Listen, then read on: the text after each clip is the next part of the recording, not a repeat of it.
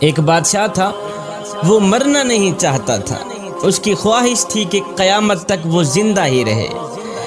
ایک حکیم صاحب نے اسے کہا، بادشاہ سلامت، فلاں ملک کی سرزمین سے ایسی ایسی جڑی بوٹیاں پیدا ہوتی ہیں جن میں آب حیات کی تاثیر ہوتی ہے، آپ اگر وہ جڑی بوٹیاں منگوا لیں تو ہم آپ کو وہ دوا بنا دیتے ہیں جس کے کھانے کے بعد آپ جب تک چاہیں گے زندہ رہیں گے۔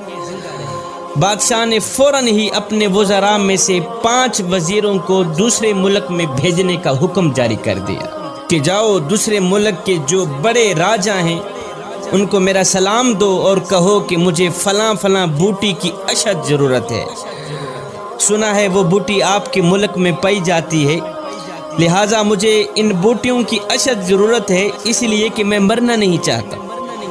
خیر 5 وزیر دوسرے ملک میں پہنچے، راجہ صاحب کو سلام دیا، پیغام سنایا۔ جیسے ہی راجہ صاحب نے سنا کہ بادشاہ مرنا نہیں چاہتا تو راجہ صاحب نے کہہ لگانی شروع کر دی، ہنسنا شروع کر دی۔ ہنسنے کے بعد راجہ صاحب نے فوراً ہی سپاہی بلوائے، ان سب کو گرفتار کرا دیا۔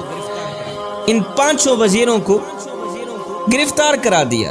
گرفتاری کے بعد راجہ صاحب نے حکم جاری کر دیا کہ ان سب کو لے جاؤ فلاں پہاڑ کے نیچے ایک خیمے کے اندر بند کر کے۔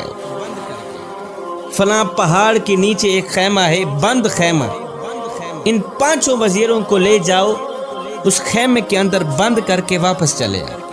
اور ہاں ساتھ میں ان 5 وزیروں کو یہ بھی کہہ دینا کہ جب تک یہ پہاڑ 2 ٹکڑے نہیں ہوتا تم آزاد نہیں ہو۔ جس پہاڑ کے نیچے تم پڑے ہو جب تک یہ پہاڑ 2 ٹکڑے نہیں ہوتا تم آزاد نہیں ہوتے۔